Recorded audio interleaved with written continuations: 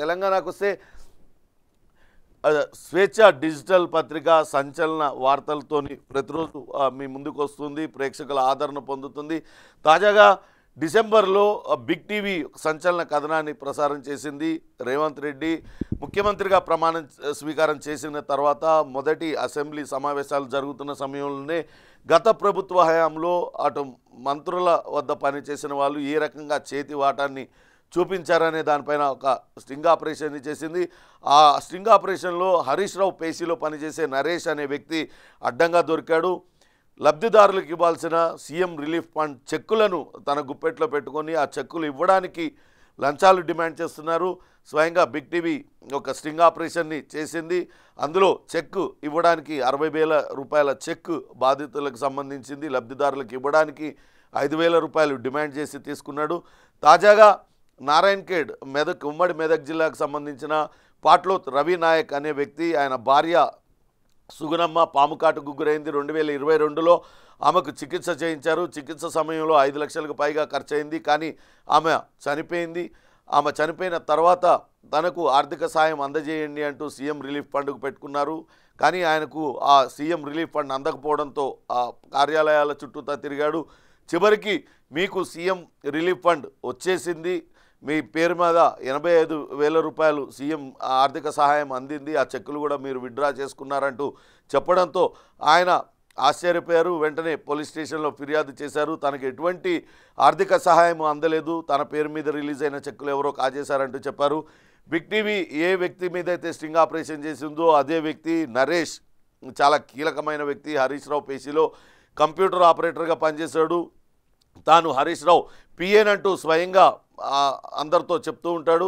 ఆయన ఆ చెక్కుల్ని వేరే పి రవికుమార్ అనే వ్యక్తి పేరు మీద ఉన్న అకౌంట్లో వేసి ఆ డబ్బులన్నీ కూడా డ్రా చేసుకున్నారు.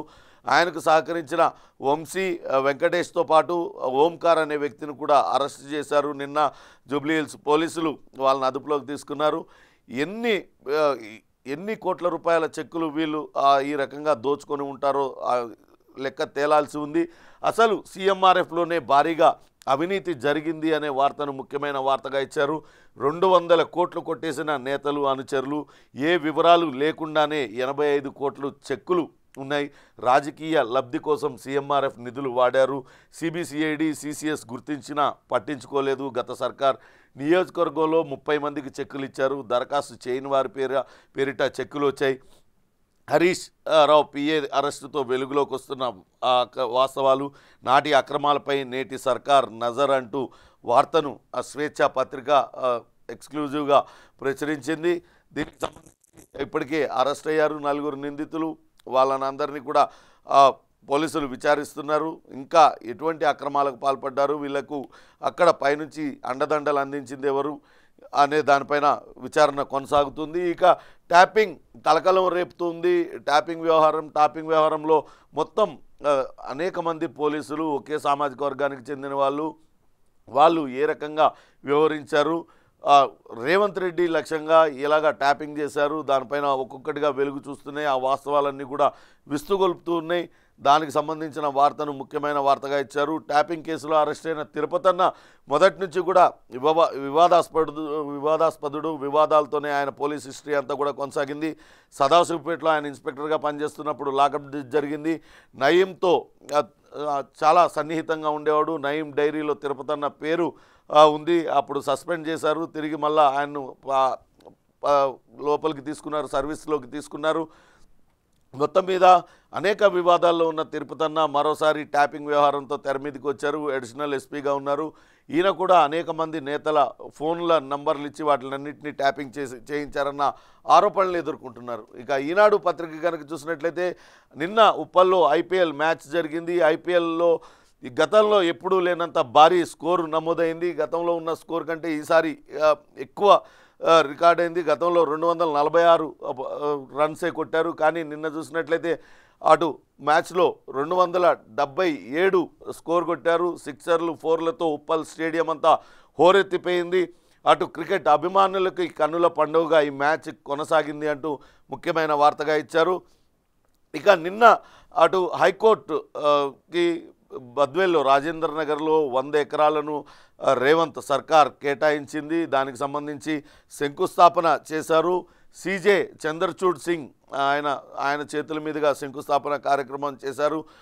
32 ఈ సేవా కేంద్రాలను కూడా ప్రారంభించారు. కొత్త భవనం అసమానతలకు తెరదించాలని ఆయన ఆకాంక్షను వ్యక్తం చేశారు. అటు ఆ స్థలాన్ని కేటాయించినందుకు రేవంత్ ప్రభుత్వానికి న్యాయవాదులందరూ కూడా కృతజ్ఞతలు చెప్పారు. పూర్తి సౌకర్యాలతో ఆ భవనాన్ని నిర్మించుకోవాలంటూ ఇప్పటికే అటు ప్లాన్లు సిద్ధం చేసుకున్నారు. దానికి సంబంధించిన వార్తను ముఖ్యమైన వార్తగా ఇచ్చారు. ఇక మరో ముఖ్యమైన వార్త, నిన్న కాంగ్రెస్ స్క్రీనింగ్ కమిటీ సమావేశం జరిగింది. 4 అభ్యర్థుల్ని ఖరారు చేసింది. ఇంకా 4 స్థానాలు పెండింగ్లో ఉన్నాయి, వాటికి ఖరారు చేయాల్సి ఉంది. మొదటగా మెదక్కి నీలం మధు ఆయనను అభ్యర్థిగా ప్రకటించింది. జీవన్ రెడ్డిని నిజామాబాద్ ఎంపీగా ఆయనకు అవకాశం ఇచ్చింది. టీపీసీసీ ఉపాధ్యక్షుడు చామల కిరణ్ కుమార్ రెడ్డికి భువనగిరి నియోజకవర్గానికి ఎంపీ అభ్యర్థిగా ప్రకటించింది. అట్లనే ఆదిలాబాద్కు ఆత్రం సక్కుకు సంబంధించిన వాళ్ళ కుటుంబ సభ్యులు ఆత్రం సుగుణ ఆమె టీచర్గా పనిచేస్తున్నారు, ఆమెకు అభ్యర్థిగా ఆమెను ప్రకటించింది. ఇంకా మిగతా 4 సీట్లకు అభ్యర్థుల్ని ప్రకటించాల్సి ఉంది. హైదరాబాద్, ఖమ్మం తదితర నియోజకవర్గాలకు ప్రకటించాల్సి ఉంది. హైదరాబాద్, వరంగల్, కరీంనగర్కి సంబంధించిన అభ్యర్థుల్ని ప్రకటించాలి. త్వరలోనే ఆ అభ్యర్థిత్వాలను కూడా ఖరారు చేస్తారు. ఈరోజు రేపట్లో ఆ అభ్యర్థులపైన కూడా ఏకాభిప్రాయం కుదిరే అవకాశం అయితే కనపడుతుందనే వార్తను ముఖ్యమైన వార్తగా ఇచ్చారు. ఇక నిన్న ఛత్తీస్గఢ్లో అటు నక్సలైట్లకు భద్రతా దళాలకు మధ్య ఎన్కౌంటర్ ఘోర ఫైరింగ్ జరిగింది. ఇరు పక్షాలు కూడా కాల్పులు జరిగాయి. అటవీ ప్రాంతంలో 6 మావోయిస్టులు మృతి చెందారు. 2 మావోయిస్టులతో మహిళా మావోయిస్టులు సహా 6 మృతి చెందారు. ఇంకా కూడా కూంబింగ్ కొనసాగుతూ ఉందనే వార్తను ఇచ్చారు. ఇక వ్యాట్ను తాగేశారనే మరో వార్తను కూడా ముఖ్యమైన వార్తగా అటు ప్రచురించింది. మద్యంపై విలువ ఆధారిత పన్ను భారీగా ఎగవేశారు. అమ్మిన సరుకంతా లెక్కల్లో చూపకుండా గోల్మాల్ 2 డిస్టిలరీల్లోనే 500 కోట్ల అక్రమాలని మొత్తం 19 చోట్ల తనిఖీలు చేస్తే ఇంకెంతో వ్యాపారులు, అధికారులు, నేతలు కుమ్మక్కైపోయారు. విచారణలో ప్రభుత్వం గుర్తించింది.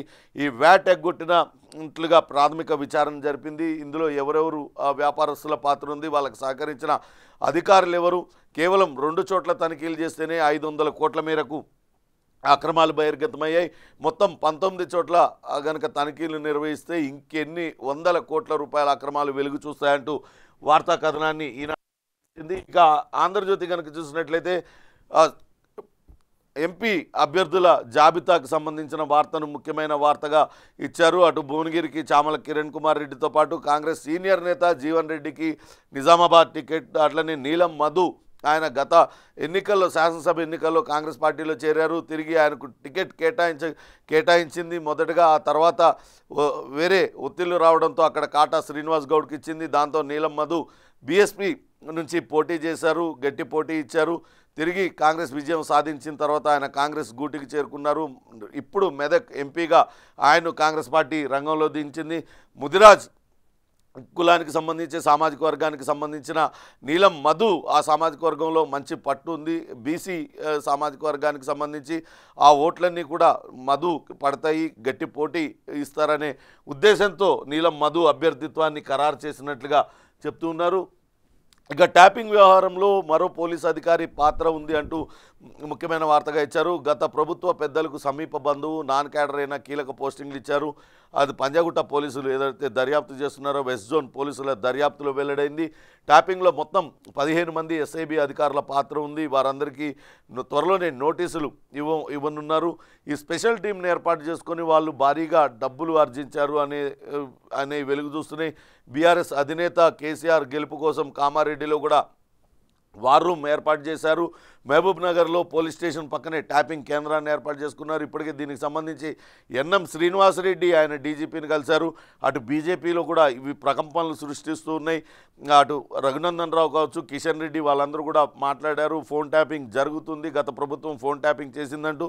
ఇక నిన్న కేటీఆర్ మాట్లాడుతూ ఒకళ్ళిద్దరిది చేస్తే చేసుంటారు, దానికి పెద్ద రాద్ధాంతం చేస్తారేంటంటూ మాట్లాడుతున్నారు.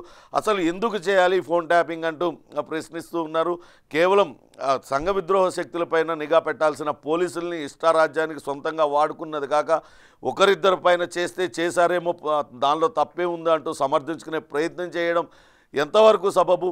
ఒక పక్క ఫోన్ ట్యాపింగ్ అనేది జరగలేదు, అనవసరంగా కాంగ్రెస్ పార్టీ రాద్ధాంతం చేస్తుందంటూ బీఆర్ఎస్ అగ్రనేతలు చెప్తూ ఉంటే కేటీఆర్ ఈ రకంగా వ్యాఖ్యానించడం ఆ పార్టీకి ఇంకా తలనొప్పులు తెచ్చిపెడుతుంది. కేటీఆర్ ఈ నోటి దురుసుతనంతోనే పార్టీకి చేటు తెస్తున్నాడంటూ పార్టీలో అంతర్గతంగా చర్చ జరుగుతుంది. కేటీఆర్ను అదుపు చేయాలంటూ పార్టీ నాయకులే కేసీఆర్కు మొరపెట్టుకుంటున్న పరిస్థితి అయితే ఉంది. ఇక సాక్షి పత్రిక కనుక చూసినట్లయితే అటు నిన్న హైకోర్టు భవనానికి శంకుస్థాపన కార్యక్రమానికి సంబంధించిన వార్తను ముఖ్యమైన వార్తగా ఇచ్చారు. ఇక తెలంగాణలో లోక్సభ అభ్యర్థుల ప్రకటనకు సంబంధించి కాంగ్రెస్ పార్టీ 4 అభ్యర్థులను ప్రకటించింది, దానికి సంబంధించిన వార్తను ఇచ్చారు. ఇక తలనొప్పిగా మారిన ఖమ్మం అనే వార్తను కూడా ఇచ్చారు. వాస్తవానికి ఖమ్మం నుంచి ప్రియాంక గాంధీని పోటీ చేయాలంటూ కోరుతూ ఉన్నారు. ప్రియాంక గాంధీ ఇంకా దానిపైన ఎటువంటి నిర్ణయం తీసుకోలేదు, అందుకే పెండింగ్లో పడింది. కానీ అక్కడి నుంచి ఆశావాహుల సంఖ్య కూడా ఎక్కువగానే ఉంది. ఆ ఖమ్మం జిల్లాకు సంబంధించిన మంత్రులు 3 కూడా అది తమ వారికి కావాలని పట్టుబడుతూ ఉన్నారు. అటు పొంగులేటి శ్రీనివాసరెడ్డి తన సోదరుడు ప్రసాద్ రెడ్డి కోసం అడుగుతున్నారు, తుమ్మల నాగేశ్వరరావు తన కుమారుడు యుగంధర్ లేకుంటే మరో వ్యాపారవేత్త రాజేంద్ర ప్రసాద్ వాళ్ళకి కేటాయించాలంటూ ఆయన పట్టుబడుతున్నారు. ఇక మల్లు భట్టి విక్రమార్క ఆయన సతీమణి నందిని కూడా అదే టికెట్ కోసం పట్టుబడుతుంది. దాంతో కొంతవరకు అక్కడ పెండింగ్ పడిన పరిస్థితి. ప్రియాంక గాంధీ నిర్ణయం చెప్పిన తర్వాత దానిపైన ఒక నిర్ణయం తీసుకునే అవకాశం ఉంటుంది. ఖమ్మం జిల్లాకు కూడా అభ్యర్థుల్ని ప్రకటించే అవకాశం ఉంటుంది. ఇంకా సీఎంఆర్ఎఫ్ చెక్కుల గోల్మాలకు సంబంధించిన వార్తను కూడా ఇచ్చింది. నరేష్ కుమార్ తిన్ననే అప్పుడు బిగ్ టీవీ ఎక్స్క్లూజివ్గా స్ట్రింగ్ ఆపరేషన్ చేసి ఇతన్ని చూపించింది, ఏ రకంగా అక్రమాలకు పాల్పడుతున్నాడు అంటూ చెక్కులు ఇవ్వడానికి లబ్ధిదారులకి లంచాలు డిమాండ్ చేయడం, లేకుంటే చెక్కులు ఇవ్వకుండా వీళ్ళే వాటిల్ని విత్డ్రా చేసుకోవడం, ఇలా అనేక అక్రమాలకు పాల్పడ్డారు. డిసెంబర్ 16వ తారీఖు 2023న బిగ్ టీవీ కథనం ప్రసారం చేసింది. ఆ తర్వాత 17వ తారీఖున మాజీ మంత్రి హరీష్ రావు తన అనుచరులతో ఒక ఫిర్యాదు ఇప్పించారు. నరేష్ అనే వ్యక్తితోని మాకు సంబంధం లేదు, అతను ఎవరో కూడా మాకు తెలియదు, మా కార్యాలయంలో పనిచేసే ఒక చిన్న అవుట్సోర్సింగ్ ఉద్యోగి మాత్రమే, తమకేమాత్రం సంబంధం లేదంటూ అటు కంప్లైంట్ అయితే ఇచ్చారు. ఆ కంప్లైంట్ మీద పోలీసులు ఏం చర్యలు తీసుకున్నారో తెలియదు. కానీ నరేష్ మాత్రం చాలా స్పష్టంగా చెప్తూ ఉన్నారు, ఆయన మంత్రి హరీష్ రావు పేసీలో పనిచేశారు, మంత్రి పిఏనంటూ చెప్పుకున్నారు. ఎక్కడ సెక్రటేరియట్లో ఉండాల్సిన 100 చెక్కులు ఆయన వెంట పెట్టుకొని తిరిగారంటే ఆయనకి ఎంత యాక్సెస్ ఉండేది అనేది తెలుసుకోవాలి. ఎంతమంది లబ్ధిదారుల చెక్కులన్నీ కూడా కొట్టేశారనేది వెలుగు చూడాలి. ఖచ్చితంగా సీఎంఆర్ఎఫ్లో అనేక అవకతవకలు జరిగాయి, చాలా భారీగా నిధుల గోల్మాల్ జరిగిందంటూ ఆరోపణలు వస్తున్నాయి. దానిపైన కూడా విచారణ జరిపించాల్సిన అవసరం ఉందంటూ డిమాండ్ చేస్తున్నారు.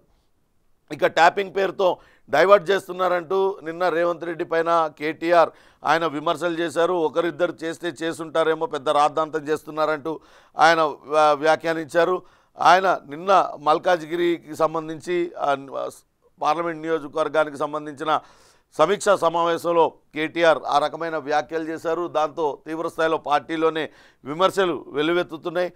ఒకరిద్దరు లంగాల ఫోన్లు ట్యాప్ చేసి ఉండొచ్చు, అదేమన్నా పెద్ద స్కామా, దాన్ని అంతర్జాతీయ కుంభకోణం లెక్క చూపెడుతున్నారు. రేవంత్ చేతనైతే ఎవరిని లోపలేస్తావో లోపలే అంటూ కేటీఆర్ విమర్శించారు. మేడిగడ్డ కుంగిపోయింది, వేల కోట్ల రూపాయల ఖర్చు పెట్టి ప్రజాధనాన్ని ఖర్చు పెట్టి దాన్ని నిర్మించారు. కాళేశ్వరం ఒక అద్భుతం అంటూ చెప్పుకుంటూ వచ్చారు. 1-2 పిల్లర్లు కూలిపోతే పెద్ద రాద్ధాంతం చేస్తున్నారంటున్నారు.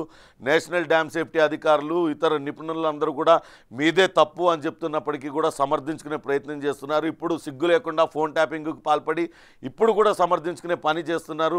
ఇదంతా కూడా పార్టీకి నష్టం చేకూరుస్తుంది. ఇట్లాంటి వ్యాఖ్యలు చేస్తే ఇప్పటికైనా హుందాతనంతో ఓటమిని ఒప్పుకోవాలి, జరుగుతున్న అభివృద్ధిని చూడాలి. ఇట్లాంటి వ్యాఖ్యలు చేయడం వల్ల రాబోయే ఎన్నికల్లో ప్రజలు మరోసారి తిప్పికొట్టడమే కాదు మరెప్పుడు కూడా అవకాశం లేకుండా చేస్తారు. కాబట్టి జాగ్రత్త పడాలి అంటూ సొంత పార్టీ నేతలు కూడా హితవు పలుకుతున్న పరిస్థితి. అసలు ఒకరిద్దరి ఫోన్లైనా ఎందుకు ట్యాప్ చేయాలి, అసలు ఎస్ఐబి చేయాల్సిన పనేంటి, అది కేవలం యాంటీ సోషల్ ఎలిమెంట్స్ మీద ఎక్స్ట్రీమిస్టులు ఎవరైతే మావోయిస్టు కార్యకలాపాలకు పాల్పడతారో వాళ్ళపైన నిఘా పెట్టడానికి ఆ ఎస్ఐబిని ఏర్పాటు చేసుకున్నారు. కానీ మీరు సొంత అడ్డాగా మార్చుకొని దాంతో మీ కుటుంబ సభ్యులు పక్కోళ్ళ కుటుంబ సభ్యులు అందరిపైన నిఘా పెట్టారు, సినీ హీరోయిన్ల పైన కూడా నిఘా పెట్టారు, వాళ్ళ వ్యక్తిగత జీవితాల్లోకి మీరు తొంగి చూశారు. ఇప్పుడు దాన్ని సమర్థించుకునే ప్రయత్నం చేయడం చాలా సిగ్గుచేటు, దీన్ని అందరూ కూడా ఖండించాల్సిన అవసరం ఉందంటూ సొంత పార్టీ నేతలే చెప్తున్నా కూడా ఈ రకంగా వ్యాఖ్యానాలు చేయడం సరికాదు. దీనిపైన అయితే పెద్ద ఎత్తున విమర్శలు తలెత్తుతూ ఉన్నాయి. దానికి సంబంధించిన వార్తను V6 వెలుగు ముఖ్యమైన వార్తగా ప్రచురించింది. ఇక తీహార్ జైల్లో కవిత ఆమె గడుపుతూ ఉన్నారు. సాధారణ జైల్ కాంప్లెక్స్ 6లో సెల్ కేటాయించారు. తొలి రోజు రాత్రి జైలు ఫుడ్డే తిన్నారు, పప్పు అన్నంతో సరిపెట్టుకున్నారు. రెండో రోజు పొద్దున టీ స్నాక్స్తో బ్రేక్ఫాస్ట్ చేశారు. కవిత భర్త ఈరోజు కలిసే అవకాశం ఉంటుంది. ఇప్పటికే ఆమెకు స్పెషల్ ఖైదీగా ఆమెను గుర్తించారు. ఆమెకు పరుపులు, పడుకోవడానికి పరుపులు, ఆమె బట్టలు కూడా ఆమె దగ్గరే ఉంచుకునేందుకు అనుమతి ఇచ్చారు. ఆమె మందులు అలానే ఇంటి నుంచి భోజనాన్ని కూడా అనుమతించారు. అయితే మొదటి రోజు మాత్రం జైల్లో సాధారణ ఖైదీలానే గడిపింది అనే వార్తను ముఖ్యమైన వార్తగా వెలుగు ఇచ్చారు. హైదరాబాద్ సెగ్మెంట్లో టఫ్ ఫైట్, మజ్లిస్కు చెక్ పెట్టేందుకు అన్ని పార్టీలు ఫోకస్ పెట్టాయంటూ ఇచ్చారు. ఇప్పటికే బీజేపీ అక్కడ అభ్యర్థిని ప్రకటించింది. విరించి హాస్పిటల్స్ చైర్మన్ మాధవీలతను అక్కడి నుంచి రంగంలోకి దించారు. హిందుత్వ నినాదంతో ఢీకొట్టే ప్రయత్నం. అట్లనే బీఆర్ఎస్ నుంచి గ్రంథాలయ సంస్థ మాజీ చైర్మన్ గడ్డం శ్రీనివాస్ యాదవ్ను రంగంలో దించారు. అక్కడ నుంచి మహిళా అభ్యర్థిని రంగంలోకి దించాలని కాంగ్రెస్ పార్టీ భావిస్తుంది. దాంతో మజ్లిస్కు గట్టి పోటీ ఇచ్చే అవకాశం ఉంటుంది అని భావిస్తున్నాయి. అన్ని పార్టీలు కూడా ఈసారి మజ్లిస్ జోరును నిలువరించేందుకు ప్రయత్నాలు చేస్తున్నారనే వార్తను ముఖ్యమైన వార్తగా V6 వెలుగు ప్రచురించింది. ఇక దిశ పత్రిక చూసినట్లయితే సీఎంఆర్ఎఫ్కి సంబంధించిన చెక్కులకు సంబంధించిన వార్తే ముఖ్యమైన వార్తగా ఇచ్చింది. 5,000 చెక్కులకు పైగా మిస్ అయినాయి. సీఎంఆర్ఎఫ్లో భారీగా అవకతవకలు జరిగాయి. అసెంబ్లీ ఎన్నికల ముందు సుమారుగా 10,000 చెక్కుల్ని పైగా పంపిణీ చేశారు. ఇవన్నీ కూడా అక్రమాలకు తెరలేపారు. ఏ రకంగా వాళ్ళు చెక్కులన్నీ కూడా లబ్ధిదారులకు అందజేస్తున్నారు. ప్రైవేట్ వ్యక్తులు బయటకు తీసుకొచ్చేసి చెక్కులు ఇవ్వడానికి లబ్ధిదారుల దగ్గర నుంచి లంచాలు డిమాండ్ చేయడం, అట్లనే వేర్వేరు వ్యక్తుల పేర్ల ఉన్న వ్యక్తులను బ్యాంక్ అకౌంట్లో వేసుకొని అదే పేరున్న వ్యక్తి బ్యాంక్ అకౌంట్లో వేసుకొని విత్డ్రా చేసుకోవడంతో పెద్ద ఎత్తున అవకతవకలకు పాల్పడ్డారనే వార్తనిచ్చారు. లబ్ధిదారుకు అందిన 5,000, అందులో కొన్ని అక్రమంగా డ్రా చేసుకున్నారు. మిగతావి ఎక్కడ ఉన్నాయనేది ఇప్పుడు మిస్టరీగా ఉంది. వివరాల సేకరణలో అధికారులు బిజీగా ఉన్నారనే వార్తను ముఖ్యమైన వార్తగా అటు దిశ పత్రిక ప్రచురించింది. ఇక ఈరోజు మహబూబ్ నగర్లో స్థానిక సంస్థల కోటాలో ఎమ్మెల్సీ ఎన్నిక జరుగుతుంది. కాంగ్రెస్ పార్టీ అభ్యర్థిగా మన్నే జీవన్ రెడ్డి, బీఆర్ఎస్ అభ్యర్థిగా అటు నవీన్ రెడ్డి పోటీ పడుతున్నారు. ఇంత టైట్ షెడ్యూల్, అక్కడ కవిత జైల్లో ఉంది, ఇక్కడ సమీక్షా సమావేశాలు జరుగుతున్నాయి. వీటిలన్నింటినీ విడిచిపెట్టి కేటీఆర్ గోవాలో బీఆర్ఎస్ నేతలకు ఏర్పాటు చేసిన క్యాంపులో పాల్గొన్నారు. చాలా ప్రతిష్టాత్మకంగా ఇరు పార్టీలు కూడా తీసుకున్నాయి. గతంలో కసిరెడ్డి నారాయణ రెడ్డి అక్కడ ఎమ్మెల్సీగా ఉండేవాళ్ళు. ఆయన బీఆర్ఎస్ పార్టీకి రాజీనామా చేసి కల్వకుర్తి నియోజకవర్గం నుంచి కాంగ్రెస్ పార్టీగా అభ్యర్థిగా పోటీ చేసి ఆయన విజయం సాధించారు. ఆ స్థానం ఖాళీ కావడంతో, అది సిట్టింగ్ బీఆర్ఎస్ స్థానం కావడంతో బీఆర్ఎస్ ప్రతిష్టాత్మకంగా తీసుకుంది. అయితే కసిరెడ్డి నారాయణ రెడ్డి కాంగ్రెస్ పార్టీలో చేరారు. ఆ సీట్లో ఇప్పుడు ప్రస్తుతం అక్కడ కాంగ్రెస్ పార్టీ ప్రజాప్రతినిధులు ఎక్కువగా ఉండడంతో దాన్ని కైవసం చేసుకోవడానికి కాంగ్రెస్ పార్టీ కూడా ప్రయత్నిస్తుంది. మరి కాసేపట్లోనే ఎన్నిక ప్రారంభం కాబోతుంది. అక్కడ ఉప ఎన్నిక అటు ఎమ్మెల్సీ స్థానానికి ఎన్నిక సందర్భంగా పూర్తి స్థాయిలో బందోబస్తు చేశారు అనే వార్తను కూడా ముఖ్యమైన వార్తగా ఇచ్చారు. ఇక అభ్యర్థుల ప్రకటనకు సంబంధించిన వార్త కూడా ముఖ్యమైన వార్తగా ఇచ్చారు. అటు నీలం మధుతో పాటు చామల కిరణ్ కుమార్ రెడ్డి, జీవన్ రెడ్డి, ఆత్రం సుగుణకు అటు టికెట్లు కేటాయించింది కాంగ్రెస్ అధిష్టానం. ఇంకా 4 స్థానాలకు అభ్యర్థులను ప్రకటించాల్సి ఉంది. నిన్న సిఈసి భేటీలో 4 స్థానాలపైన ఏకాభిప్రాయానికి వచ్చి పోటీ చేశారు. ఖమ్మం స్థానం పైన కొంత సందిగ్ధత నెలకొనుంది. అక్కడి నుంచి పోటీ భారీగా ఉంది. ప్రియాంక గాంధీని పోటీ చేయించాలనే యోచనలో టీపీసీసీ ఉంది. అందుకే కొంతవరకు అక్కడ జాప్యం జరుగుతుంది. అటు ప్రియాంక గాంధీ నుంచి వీళ్ళకి ఒక క్లారిటీ రాగానే ఆమె పోటీ చేయడానికి అంగీకరిస్తే ఆమె పోటీ చేస్తారు. లేకుంటే ఇక్కడ అభ్యర్థులు ఎవరైతే పోటీ పడుతున్నారో వాళ్ళల్లో ఎవరో ఒకరిని అభ్యర్థిత్వాన్ని ప్రకటించే అవకాశం ఉంది. రాబోయే 2-3 రోజుల్లో మిగతా 4 నియోజకవర్గాలకు కూడా అభ్యర్థులను కాంగ్రెస్ పార్టీ ప్రకటించబోతుంది.